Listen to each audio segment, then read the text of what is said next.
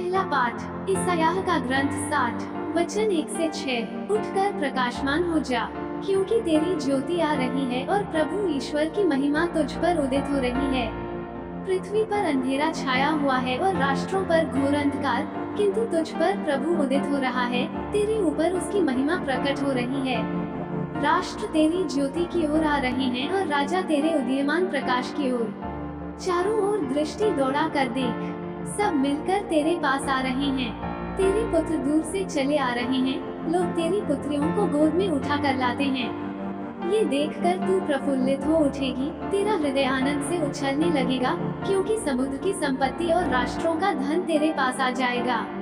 ऊंटों के झुंड और मिद्यान तथा एफा की सानगनियां तुझ में उमड़ पड़ेंगी।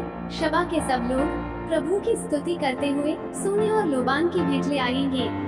सुसमाचार संत मत्ती 2 वचन 1 से 12। ईसा का जन्म यहूदिया के बेथलेहेम में राजा हेरोद के समय हुआ था। इसके बाद ज्योतिषी पूर्व से यरूशलेम आए और यह बोले, यहूदियों के नवजात राजा कहाँ हैं? हमने उनका तारा उदित होते देखा, हम उन्हें दंडवत करने आए हैं। ये सुनकर राजा हेरोद और सारा यरूशलेम घबरा गया। राजा ने सब महायाजकों और यहूदी जाति के शास्त्रियों की सभा बुलाकर उनसे पूछा, मसीह कहाँ जन्म लेंगे?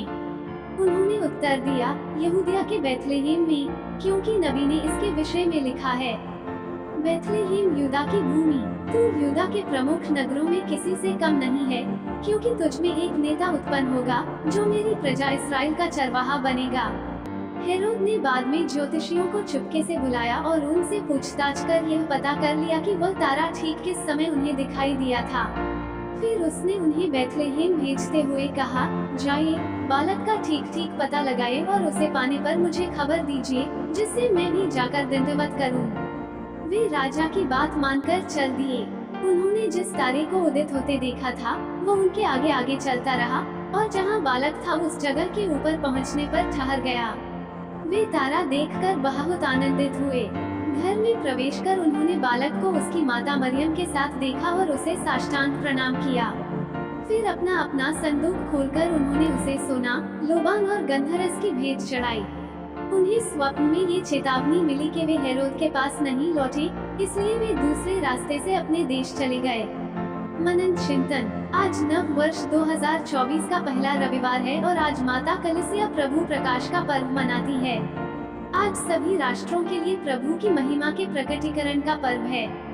यह एक महान पर्व जो ईश्वर के द्वारा सभी हदों को मिटाने को दर्शाता है, जो हदें हमें ईश्वर से और एक दूसरे से अलग करती हैं।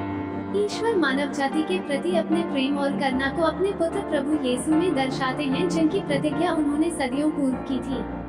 लोग मुक्तिदाता की राह देख रहे थे, जो उन्हें ईश्वर की ओर ले जाए, जो ईश्वर के साथ पुनः उनका मेल मिलाप करा दे, क्योंकि उनके पापों के कारण ईश्वर के साथ उनका संबंध टूट गया था।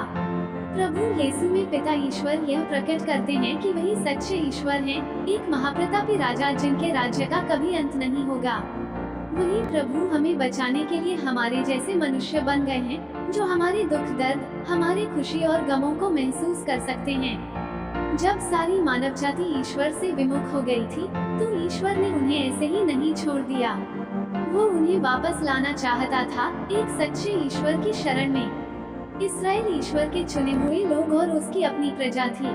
पुराने व्यवस्थान में हम देखते हैं कि ईश्वर का सारा ध्यान इन्हीं लोगों की ओर था और ईश्वर चाहते थे कि ये लोग उसकी महिमा और सामर्थ्य का साक्ष्य सब राष्ट्रों के समक्ष दें।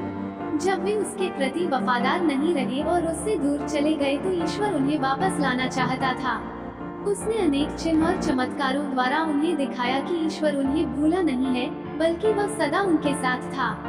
वह नबियों के द्वारा उनसे बोला और एक मसीह की प्रतिज्ञा की, जो ईश्वर के साथ उनका मेल कराने और उनके पापों के लिए अपने आप को क्रूस पर बलिदान कर देगा।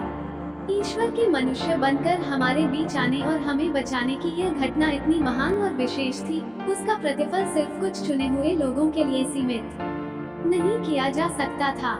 इस महान बलिदान का पुण्य फल सभी राष्ट्रों के लिए था। इसलिए ईश्वर की दिव्य करुणा के द्वार न केवल कुछ चुने हुए लोगों के लिए बल्कि पूरी मानव जाति के लिए खुल गए। लेकिन आज भी दुनिया में ऐसे स्थान हैं जहां लोग अभी भी अंधकार में हैं, वे ईश्वर के असीम प्रेम से अनजान हैं। ईश्वर अपने प्रेम को दुनिया के कोने कोने तक पहुंचाने के लिए हमें बुलाते हैं।